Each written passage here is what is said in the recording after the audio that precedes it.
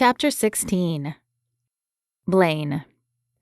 Blaine tugged at his collar as they approached the door of the large building. He hadn't been in a church in years, and while he didn't think he would be struck down by lightning or anything, he still worried that God might not want him back.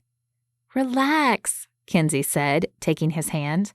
"I'm right here with you, and Shelby and Tucker will be here too." The thought eased his anxiety slightly, and he forced his lips into a tight smile. He could do this. It wasn't a game. It wasn't taking care of a kid. It was just sitting through a sermon, an hour of his life, and maybe he could find the healing Kenzi hoped for. Tucker and Shelby were already inside, and they greeted the two of them with wide smiles. "Glad to see you could make it, man," Tucker said, extending his hand as the two women hugged. "Yeah, me too." Blaine shook Tucker's hand and hoped his teammate couldn't see how nervous he was. "Don't worry, it'll be great. Coming back is hard, but life looks so much better when you do." Blaine wasn't sure about that. Tucker's past had been hard, but not as hard as Blaine's. Still, he was willing to enter with an open mind. Kenzi took his hand once again, and the four of them entered the large sanctuary. Blaine wasn't sure he'd ever attended a Wednesday night service, and he was not prepared for the upbeat contemporary feel.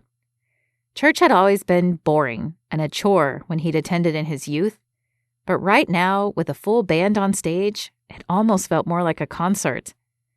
He found himself clapping to the beat and sharing a smile with Kenzi, even though he didn't know the words to many of the songs. When the music ended, a young man took the stage. He didn't appear to be much older than Blaine, no more than 30 for sure. Could pastors be that young? "Good evening, everyone. I hope you are all having a blessed week. I feel like God has asked me to remind you of the story of Paul and how it's never too late to come home." Blaine's ears perked up as the man continued. "I've had a lot of people tell me that they think God won't accept them because they've done bad things. But we all know Paul was a disciple. Jesus picked him. What we forget sometimes is that Paul, before he found God, was one of the worst. Here was a man who condemned and killed Christians. He murdered the very people God loved. Yet God still loved him and used him. Paul is an example for all of us. No matter what we've done, or maybe haven't done, God still has a plan for us. He still loves us and seeks after us. All we have to do is open our hearts to him and let him work." The pastor spoke longer, but Blaine didn't hear the rest. He was focused on the last few words. All we have to do is open our hearts and let him work. His heart had certainly been closed for a long time. Was it really that easy? Before he even knew what he was doing, he found himself whispering, "Please open my heart, Lord. Let me see you again." Kenzi placed a hand on his knee and squeezed, and he wondered if she had heard his words. He decided it didn't matter. She was the reason his heart had thawed enough to be here, to hear this message. It was still too early to be certain, but he felt that Kenzi would be in his life for the foreseeable future. Kenzi. Kenzi replayed the night in her head as she brushed her teeth and got ready for bed. She was sure another piece of Blaine's emotional wall had fallen tonight. Near the end, she'd heard him whisper something, though she couldn't make it out. She'd squeezed his knee to let him know she was there for him, though. The story had touched her, too.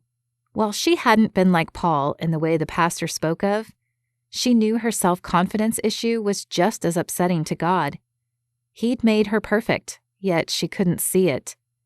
She'd felt that God grieved for her just as much as he did for Blaine, just as much as he had for Paul.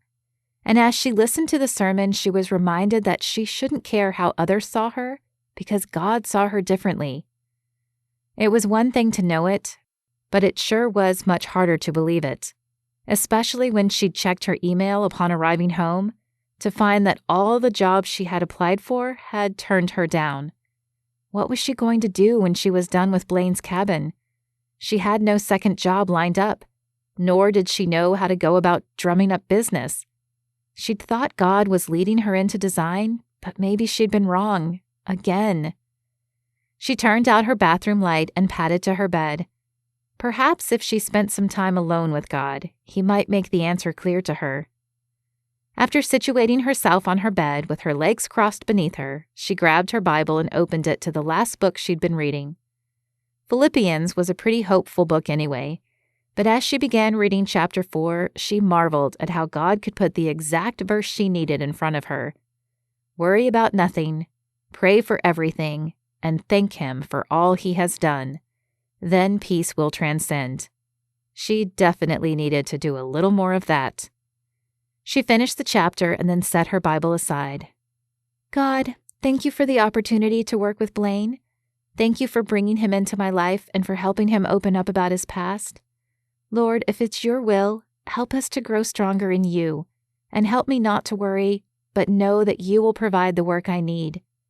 Amen. The words didn't ease all of her anxiety, but she did feel a little better as she turned out the light and pulled the covers up over her shoulder.